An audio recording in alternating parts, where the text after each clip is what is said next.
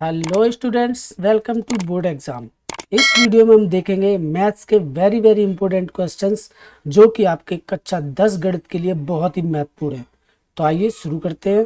पहला प्रश्न दिया है, यह किसने कहा है कि गणित सभी विज्ञानों की कुंजी है।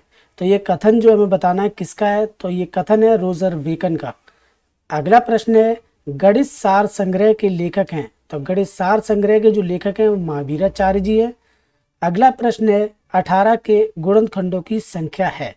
तो गुणनखंडों की संख्या यूँ होती है, इस 18 में जो किस किस का भाग जा सकता है।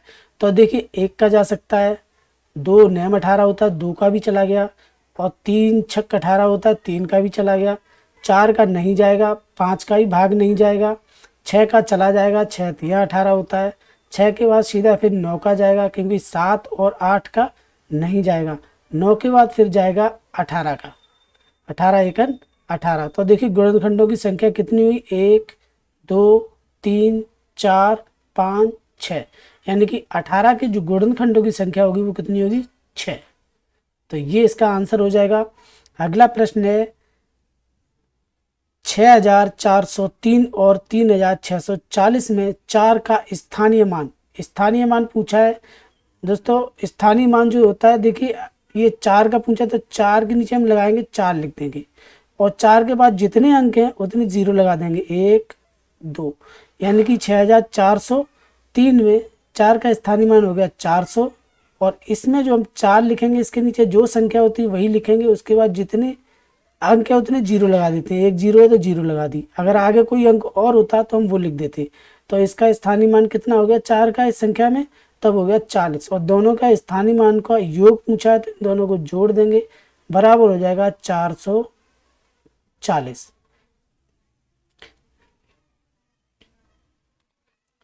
अगला प्रश्न दिया है, सबसे छोटी भाज्य संख्या कौन सी है। तो सबसे छोटी भाज्य संख्या पूछिए। भाज्य संख्या वो होती है जो कट जाए। तो सबसे छोटी जो भाज्य संख्या है वो हो जाएगी, देखो दो तो होती है सबसे छोटी अभाज्य संख्या, दो सबसे छोटी अभाज्य संख्या होती है, 3 4। तो सबसे छोटी जो भाज्य संख्या होगी वो क्या होगी, 4।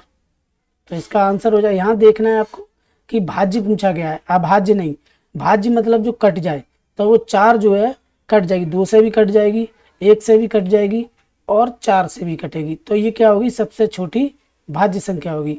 अगला प्रश्न है, 1 से लेकर के 100 तक कुल कितनी अभाज्य संख्याएं हैं।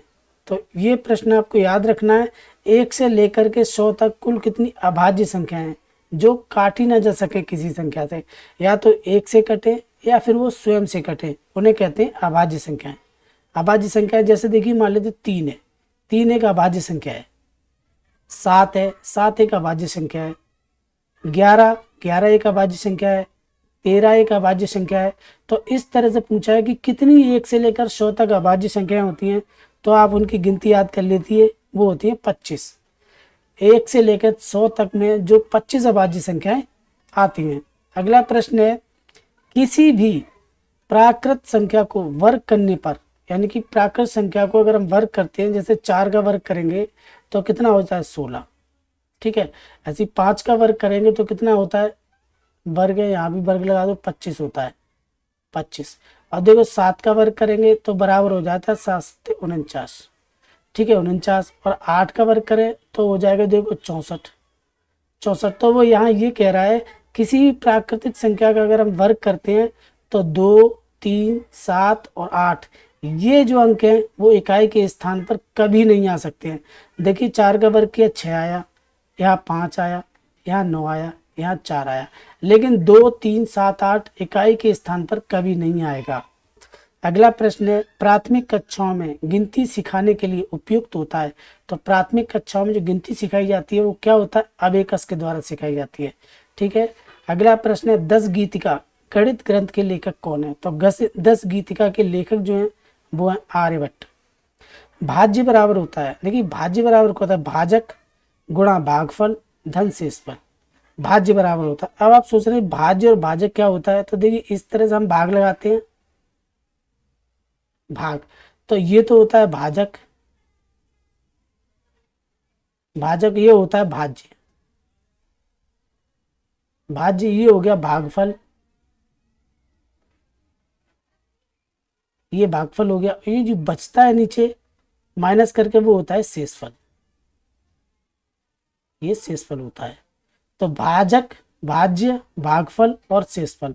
तो भाज्य बराबर होता है भाजक गुणा भागफल और धन शेषफल।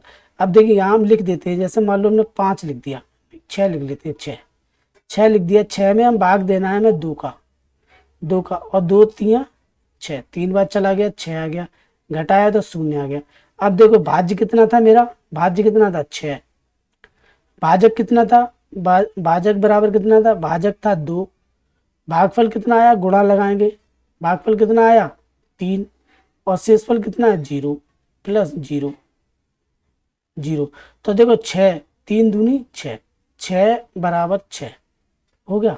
इस तरह से हम इसे निकाल सकते हैं। अगला प्रश्न है सबसे छोटी विषम अभाज्य संख्या कौन सी है। देखिए पहले ये विषम है, विषम लगा हुआ है। सम और विषम संख्या होती है जिसमें 2 का भाग चला जाए वो सम, और जिसमें ना जाए वो विषम,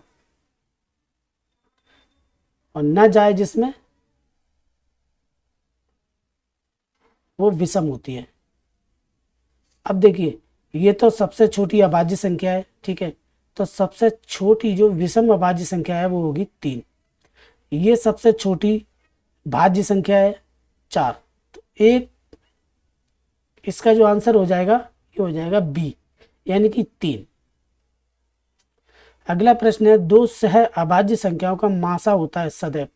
तो दो सह अभाज्य संख्याओं का मासा सदैव क्या होता है 1। दो समांतर रेखाओं के बीच की दूरी हमेशा होती है, कैसी होती है, दो समांतर रेखाओं के बीच की दूरी असमान, बराबर, बराबर नहीं, या इनमें से कोई नहीं। तो देखिए दो समांतर रेखाएं होती है इस तरह की जो सीधी चलती हैं, तो इनके जो बीच की दूरी होगी ये जो बीच की दूरी होगी क्या होगी, ये होगी बराबर। तो इसका आंसर बी हमारा इसमें सही हो जाएगा। अगला प्रश्न है वर्ग के चारों अंतः कोणों का योग होता है।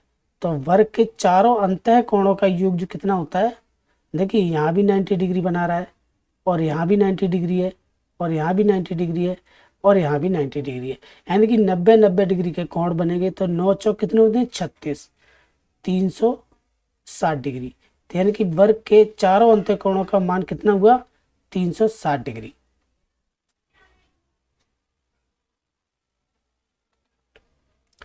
अब देखो अगला प्रश्न है सबसे छोटी प्राकृतिक संख्या कौन सी है। सबसे छोटी प्राकृतिक संख्या, तो सबसे छोटी प्राकृतिक संख्या 0 है, 1 है, 2 है या 3 है। तो सबसे छोटी जो प्राकृतिक संख्या होती है वो 1 होती है।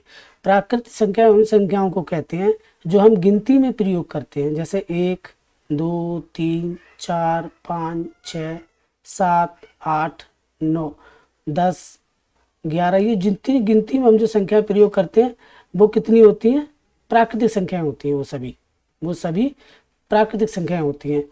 और अगर आपसे पूछा जाएगा पूर्ण संख्या, सबसे पूर्ण संख्याएं क्या होती हैं, तो पूर्ण संख्याओं में अगर 0 लगा दें हम आगे तो ये पूर्ण संख्याएं बन जाती हैं, ठीक है। सबसे बड़ी प्राकृतिक संख्या कौन सी है, अगला प्रश्न है सबसे बड़ी प्राकृतिक संख्या। तो 9999, 0, अनंत या इनमें से कोई नहीं। तो सबसे बड़ी जो प्राकृतिक संख्या है वो अनंत है, जहां तक आप गिन सकते हो, जहां तक जा सकते हो वो हो जाएगी सबसे बड़ी प्राकृतिक संख्या है, यानी कि अनंत तक। अगला प्रश्न है सबसे छोटी पूर्ण संख्या होती है। तो अभी मैंने बताया आपको सबसे छोटी जो पूर्ण संख्या होती है वो 0 होती है, क्योंकि हमारी जो पूर्ण संख्याओं की गिनती शुरू होती है वो 0 1 2 3 यहाँ से होती है, ऐसे चलती है आगे की तरफ। तो सबसे छोटी पूर्ण संख्या क्या होती है 0। दो परिमेय संख्याओं के बीच कितनी परिमेय संख्याएं होती हैं। तो दो परिमेय संख्याओं के बीच कितनी परिमेय संख्याएं होती हैं, तो इसमें 1 दिया है ऑप्शन, 0 दिया है, अनंत दिया है, या इनमें से कोई नहीं। तो इसका जो आंसर हो जाएगा सी, यानी कि अनंत परिमेय संख्याएं होती हैं दो परिमेय संख्याओं के।